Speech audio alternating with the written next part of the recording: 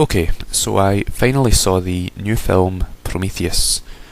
This is, of course, the new science fiction film directed by Ridley Scott that is out at the cinema just now, and that is set in the same universe, but that is not a direct prequel to the first Alien film. Naturally, I was very much looking forward to this film because not only is it set in the same universe as the Alien franchise, it's also directed by Ridley Scott, who made two of my favourite science fiction films of all time, Alien and Blade Runner. So I don't think I would have forgiven myself if I hadn't went to go and see this film at the cinema. And I was also looking forward to it because the plot really intrigued me. You know, this is a film with very bold ambition. It's sets out to answer some of the, address some of the big philosophical questions, you know, like where do we come from? Why are we here? Where are we going? And I always find that sort of stuff very, very interesting. So this is probably the film I've been looking forward to the most for quite a while. There were a few doubts in my mind as to whether or not this film would be good or not.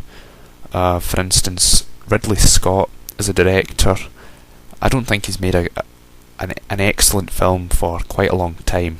Like, over the past 10 years he's done a lot of films like Russell Crowe, like he did Gladiator, he did Black Hawk Down, Kingdom of Heaven, American Gangster, and whilst all these films I thought were okay, I didn't think any of them were exceptional.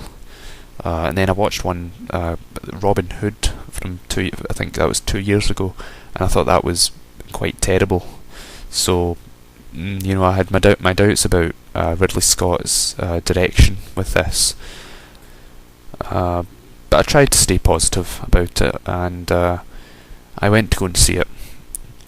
My first thoughts coming out from seeing it at the cinema were generally positive. You know, I'm one of those types of people that when I go to see a film at the cinema, I tend to just enjoy the experience of watching the film at the cinema, and then later on I'll sort of try and articulate it in my mind what I actually thought of the film, whether I thought it was good or bad. You know, I always enjoy the experience of going to the cinema. It's just I'll decide later whether or not the film was good or bad. But my thoughts later on, I think it took quite a while for me to come down to a concrete decision on whether or not I liked or disliked this film. I'll get straight to the point by saying that I was slightly let down by this film. I didn't think it was excellent. I'm debating whether or not I'm even going to call it good. And it's a real shame because I really did want to like this film. I was prepared to give it a shot, and it just did not turn out as well as I'd hoped. It's not terrible, certainly not. In fact, I enjoyed most of the film. I was never bored, and I liked a lot of aspects about it that I'll discuss in a minute. But that was my first. Well, I'm going to say first impression. Later on, impression was that it was a slight disappointment. Okay, I'll start by discussing the things that I liked about the film, because I did like quite a number of aspects to this film. I really enjoyed the fact that it was a truly original science fiction film. Like, even though it is set in the same universe as Alien, it's only sort of passing references to it in the story. Like, obviously it's the Wayland Corporation, which is the corporation in Alien, and the android is very much like the androids in the Alien films. But other than that, I did think it functioned as its own movie. It wasn't a prequel whose story was bound to end in a particular way. It really was its own independent story, and I liked that. I also liked the fact that it contained a lot of original science fiction ideas. Like, for me, science fiction should be about ideas. It should be about the writer or the screenwriter or whoever really allowing their imagination to run wild, basically, obviously within certain constraints. But you know, it is good just to see raw imagination poured on screen. Like, there's lots of new technologies, lots of futuristic type elements to the stories that's really creative, and it's really fun to watch. The ambition of the film was also flawless. I mean, if anything, it was actually quite bold. This is a film that's released as a modern day blockbuster, and it's going to address those bigger philosophical questions that have vexed mankind since the beginning. And there are a few films I can think of that are released to major audiences that set out with that goal. So I was quite impressed by that. I also liked the look of the film. The look of the film was superb for the most part. Special effects, overall very good. A few minor issues here and there where they decided to use CGI, and it was kind of distracting because it was glaringly obvious that they'd used CGI. It just did not look organic, but those moments were far and few between. I did enjoy the fact that a lot of the sets were practical.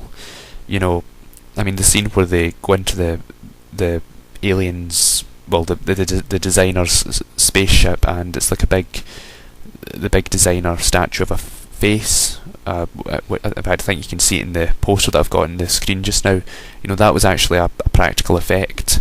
The actors were actually looking at that, and there's actually a lot to be said for that, because nowadays most films that would have a scene like that would just do it in CGI, and the actors would be staring up at a big green screen and having to fake a feeling of awe and wonder.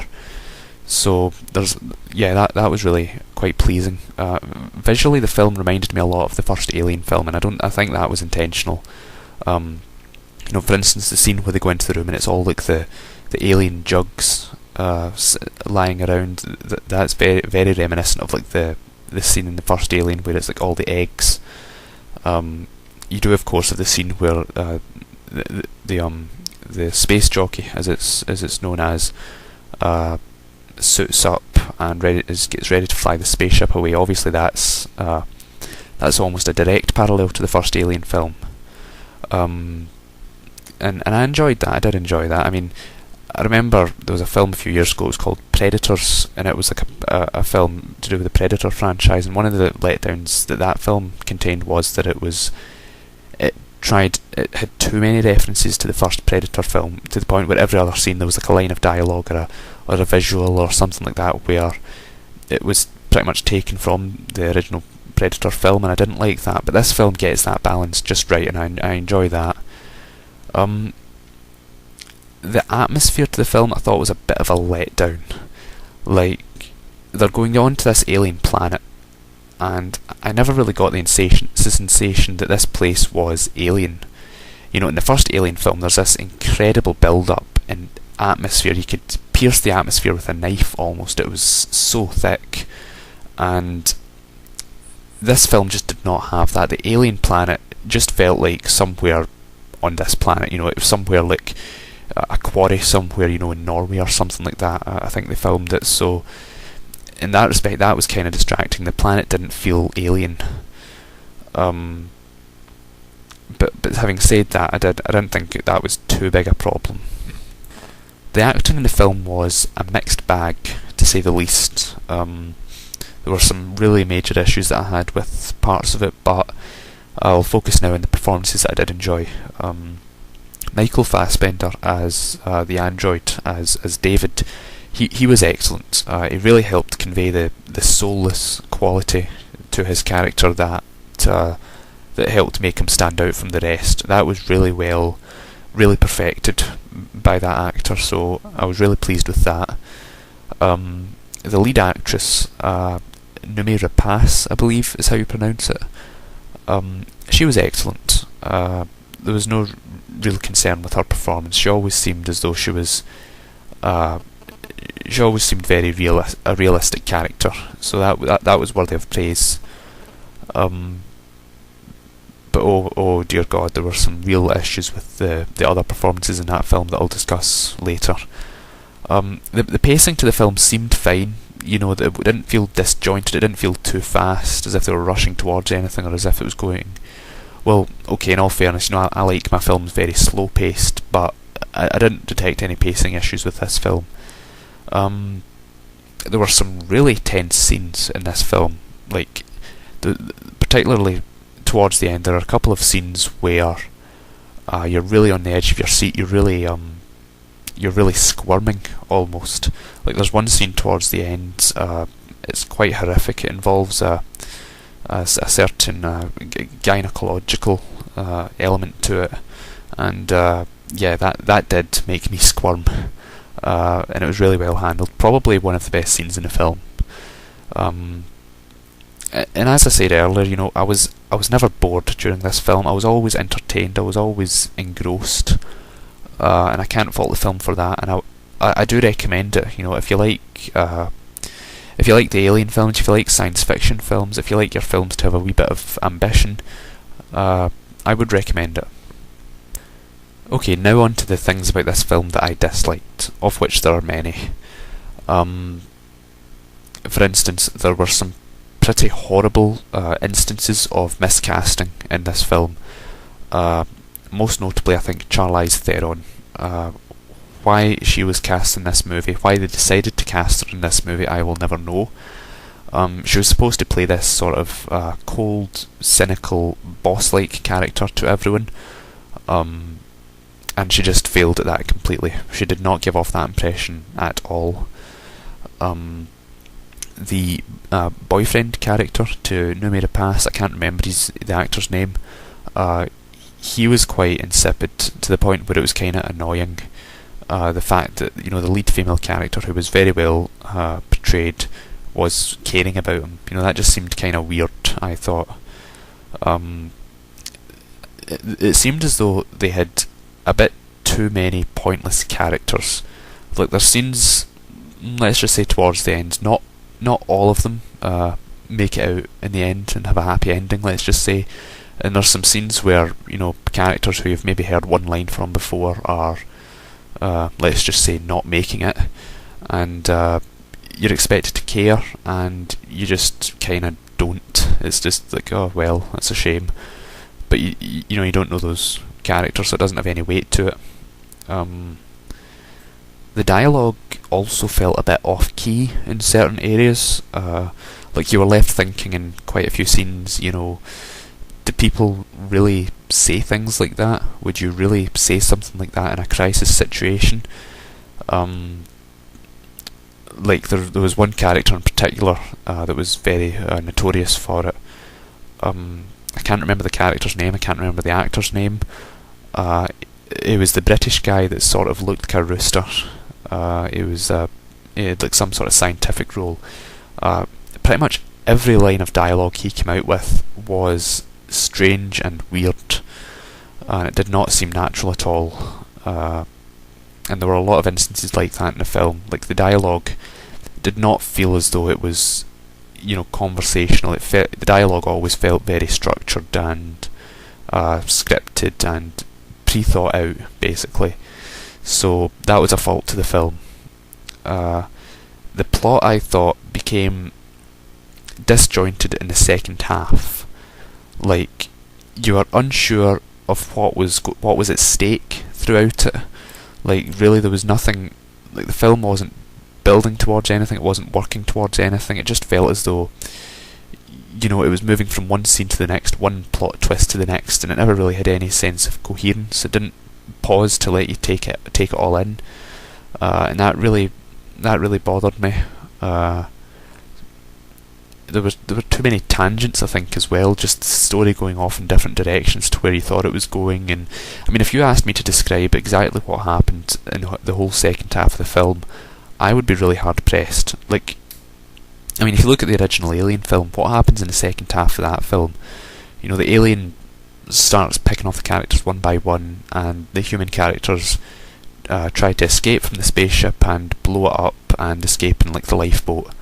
You know, that's reasonable enough. In this film, you've got so many different things going on. It's so hard to keep track. There's what's at stake constantly changes, and there's just plot twist after plot twist, and it annoyed me. There was quite an awful plot twist towards the end of the film. Like, you know, twists can work well if it's a sort of moment where you realise, oh, of course, yes, it all fits together now, yeah, and I wasn't expecting that. But with this film, the plot twist just sort of comes out of nowhere, and the director was obviously intending for it to be a gotcha moment, oh, you weren't expecting that, and it's like, well, no, because we had no reason to expect it, and it's kind of strange and bizarre. Yeah, that sums up the plot twist at the end of the film. Strange and bizarre. I should also mention, on an unrelated note, Guy Pearce in the film, he plays an old man. The makeup effects that they did for him were atrocious. No, they really were atrocious. I mean, you never see him as a young man in the film. He's always as an old man. So I just don't understand why they didn't get an old actor to come in and play him. Get a Kirk Douglas or someone like that to come in and play the old man. Why bother getting a relatively young actor and doing him up in old man makeup? So yeah, that was kind of distracting. I was a bit disappointed with the philosophy of the film. Obviously, that I said earlier, this film set out with a bold ambition. It was going to address the big philosophical questions. I felt as though it just kind of danced around them. It mentioned them in passing conversation, but it never really confronted them to any real extent, I thought. I would have loved a scene where just the characters sat and discussed, these sorts of bigger ideas. Even that would have been interesting. There was one scene where, you've got the Numera Pass character and another character sitting talking, and he's like, why are you still wearing your cross now you know that these aliens made you? And she's like, well, what created them? And you're like, oh yes, science versus religion debate, yes, let's go for this is going to be great. And then next scene they cut to something else, and it's like, oh, well, disappointing. Also, I thought the film just overall, I get that it's a film that's supposed to raise questions but not answer them, but quite frankly there were so many aspects to this film that weren't explained in any way whatsoever that it sort of became incoherent, and you were left feeling a bit frustrated. Obviously some of the big philosophical questions can't be answered, if Plato couldn't do it, if Aristotle couldn't do it, if Shakespeare couldn't do it, if 3,000 years of human philosophers and thinkers couldn't come up with definitive answers on a lot of these questions, I don't expect Ridley Scott to do that, but in the scope of the film's plot, I just did feel as though there were too many unanswered questions, and the philosophy wasn't really addressed in any way, bar being passively mentioned.